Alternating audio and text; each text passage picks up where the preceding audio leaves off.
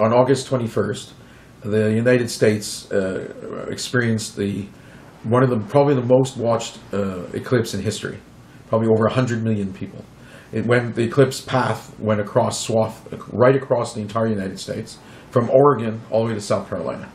So we were, Baruch Hashem, fortunate enough, my family and another family, we drove down to Florida, and on the way there we stopped in South Carolina. Well, we stopped just at the tip of South Carolina. We stayed overnight on the 20th.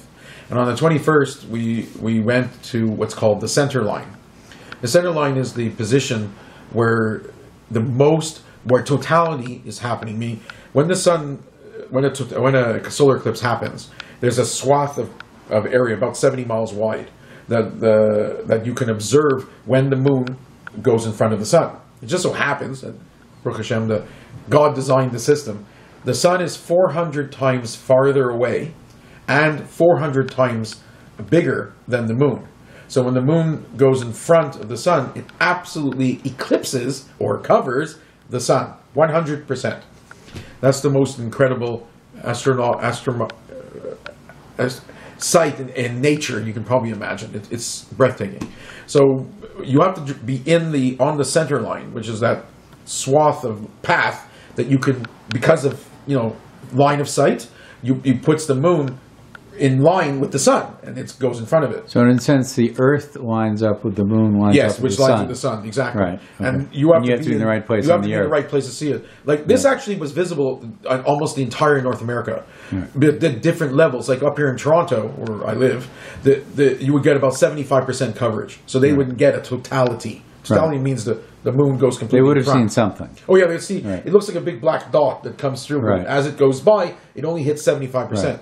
And the reason for that is you're not in line of path of the view to see totality. Right. And so we went down. We just fortunate enough, Baruch Hashem, to be down in South Carolina, and we arrived very early in the morning, about 8 o'clock in the morning, to get to the area because we didn't want to worry about traffic jams because everybody wanted to get on the center line.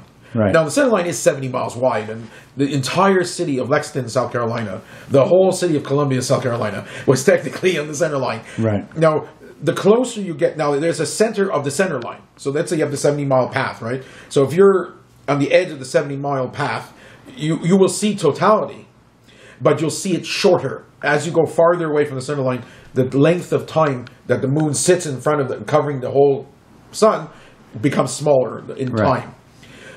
I want it to be the absolute maximum possible exposure of the totality. So I not only went to the center of where the path is, I went to the center of the center. Right. That's called the center line. It's like an artificial red line.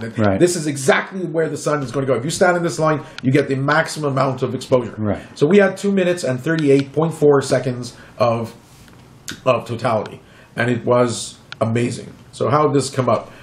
So we arrived about 8 o'clock in the morning at an area that was on the center line. It just happened to be a schoolyard. It just happens that South Carolina closed all the schools in South Carolina because it was... Now, you have to understand that watching an eclipse is not any more dangerous than looking at the sun right now. Go outside in a perfectly bright summer day and go stare at the sun. Don't do this. But what will happen is you will burn out your retina. The reason a solar eclipse is more dangerous is because you want to look at the sun that's happening.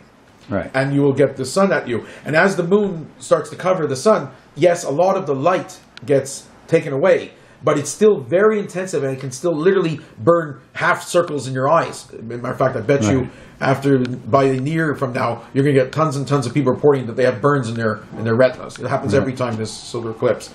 So we had to use what's called special glasses. They're like little very safe ones, and I gave to my whole family. We had 2 families there, 10 glasses, and we would wear that. And you watch what's called the partial phase, where the first point, and then the moon slowly moves up. That's like a couple hours, and then eventually, within 10 seconds of totality, we have a computer program running us, telling us what to do. It's like take your glasses off now, and like that. So it's safe. Right. You know what to do. Plus, you have a lot of programs on your cell phones and stuff like that.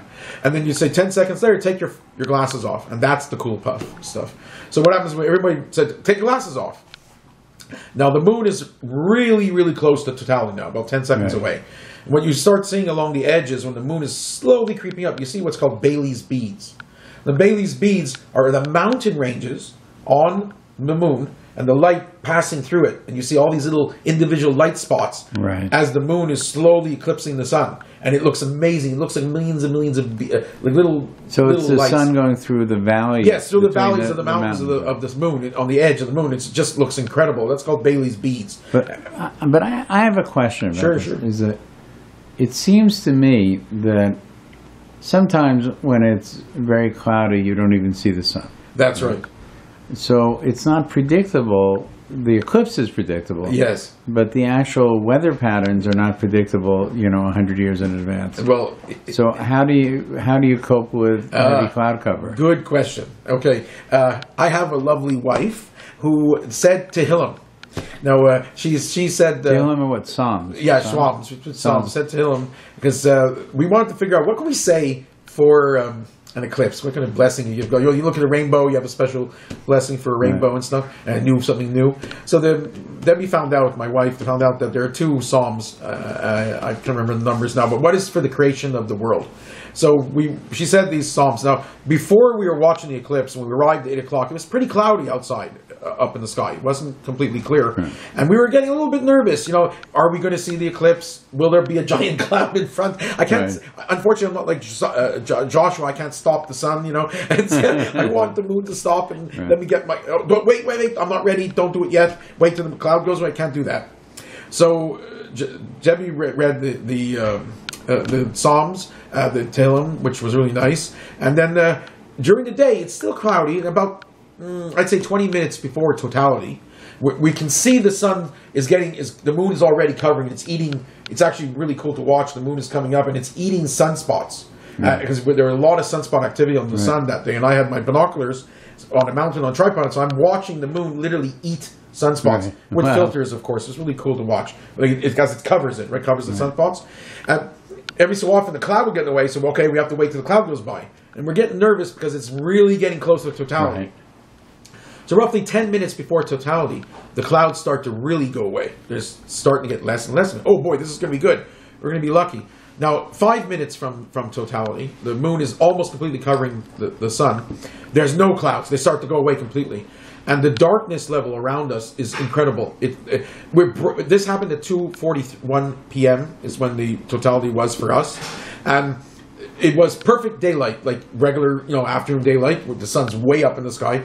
And it's darkening now to at least 7 or 8 o'clock at night. It's amazing. It's really, really eerie, really quiet. It's all dark everywhere, black. It gets really, really dark. About 7 o'clock. And then it's approaching totality. There was not a single cloud in the sky. So this is obviously Tehillim. Debbie said, nice Tehillim. Wow. Hashem gave us a present. So we had end to end, nothing. 0 clouds. Is perfect. So, please? Yeah. So I was going to say, now, what you experienced, we have a scientific explanation for. Mm-hmm. And I'm sure you can tell us exactly the day and the moment and the hour, of the next eclipse. Yes. We're able to do that, right? But it seems to me that there is a profound and unique experience of seeing the heavenly bodies interact in a way that they don't normally do. That must touch somewhere, not just the brain of the person, but the soul of the person as well. Oh my, yeah, I would say for sure. I would tell you, I have been observing for about 40 years with astronomy. It's something that I really love. I have telescope equipment, and I've been doing this as a hobby, and I'm not a professional in this in any way. I just love to look at heavenly bodies created by Hashem, and this site was tops it all. I've been literally observing for 40 years. This is my first totality, and when the moon went in front of totality, I'm looking through binoculars that are mounted on a tripod, and I was glued to it. I could not take my eyes away from it. The images, I don't know how to describe it, other than the fact that it is the most stirring thing I've ever seen. Other than my wife and stuff, my wife, but it just unbelievable experience because it's not normal. The whole world, all around us completely changes. When we hit totality, it's like 10 o'clock at night. You don't hear a thing. It gets incredibly quiet. The animals act weird, and you can see stars and I have really nice pictures of it. You can see stars of the next to the sun, which proves also a theory by Einstein for how the positioning is wrong, and that's due to gravity lensing. But the point is, it was so stirring, such a stirring thing. I literally could not take my eyes off it. I'm on my binoculars and I'm staring at the whole totality, which is 2 minutes and 38.4 seconds, which was because we're on the center line. And luckily it's so high up in the sky, so I don't have to worry about tracking. And I'm watching I can see gradient in the corona, which is all the white around the sky. Like if you look up naked eye, you have to remember, you take the glasses off. Right. You cannot have the glasses on, your protective glasses, during totality, or else you'd see nothing, right?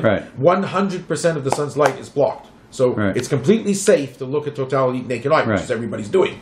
So 10 seconds before and 10 seconds after. So 10 seconds before, you take the glasses off, and the moon moves right in front, and you get an instant corona. It just fills a portion around. Now, the darker and more blue the sky is, the bigger the corona is going to look. Right. And where we were, Baruch Hashem, God gave us a real present, completely clear dark blue. So the corona went huge, and it was incredible.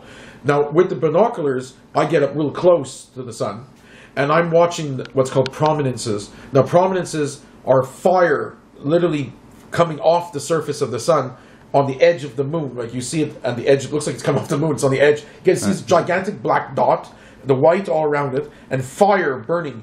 Now, prominences it's like shooting out. Yeah, shooting out, but it's very slow. You don't see them moving. It's like you're talking, hundreds of thousands of miles or a million miles up. So they're just gigantic prominences, and usually you can't see those in white light. You need a special filter called the hydrogen alpha filter to see that. And I have friends who have that, and I'll get into it one of these days to look at the fire of the sun. But when you're in an eclipse, you don't need a hydrogen alpha filter. You'll see both the prominences and the white. And I was visually looking at some of the prominences of pictures I've seen by professional astronomers that are better. Like my image was unbelievable. I literally watching the fire burning and the prominences of gradients, and it was incredible. I literally started yelling to Debbie, and there was a park next to us was filled with people, and I'm going, Debbie, I hear fireworks, and the park over, they lit fireworks off at totality. so they're going, what the hell's the noises going on? And they lit fireworks off, and during the totality, people screaming, freaking out. And it was everybody where I was, at least about 50 or 100 people, were all astounded. Like we're all going shocked at what we're seeing. So you also were there with your son. Yes, son, we were there with my whole family, and my son Josiah, his first time to see an eclipse, obviously first. Not bad. He gets it at 10. I had to wait 53 years, but he was really thought it was amazing. He got to see he had the Gazon glasses, so he could see the partial phases. And then he went into totality. And do you think that he'll remember this experience? Yeah, well, sure. I think so, yeah. It's interesting to reflect back. What would I have thought if I were 10 years old, or with my parents looking at an eclipse, right? I've never had that opportunity. What would that have been like? How would I remember it? I think this is going to be something he will remember for his life. I'm hoping so. Though I'm looking forward to going to another one in 8 or 9 years, now that I'm sort of hooked on this, because it was... So incredible. So I think what you need to experience next is not another totality, but a very close pass by of a brilliant comet. Yes, I've seen though many. Which will do the reverse. Yeah. If it's close enough, is instead of darkening the noon time, it will lighten the midnight time. Yeah, that would be nice. Yeah. I've seen a couple of very bright comets in my years of observing. Yes, because there are people who describe passages of Halley's Comet at the, I think, late 1800s, early 1900s maybe. I can't remember the exact date, but they describe it as that there were very sharp shadows from trees and barns, and that you could write letters by the light of the comet when it came by, and that it was a light that said, "Touch the very soul." Yeah, and it was beautiful. Like nothing else that they had seen. And I realized that when you told me about the eclipse, I realized, in a sense, it's almost the opposite thing. That is to say, the comet is frighteningly bright, right? But an eclipse is always associated with fear. That, will the light ever come back? Yes, is the kind of thing. Sure. So I think that we're experiencing solar phenomena that don't happen very often, and one feels that they must touch us beyond just the mental scientific experience. Oh yeah. So. One of the neat things right off the bat that you notice is that in totality, not only does it get dark, it gets cold. We probably dropped around 20 degrees Fahrenheit, or at least 10 or 12 degrees centigrade for sure, maybe more, because we had a digital thermometer that we were monitoring with the few of us there, and we were amazed how much it's dropping. So everything changes.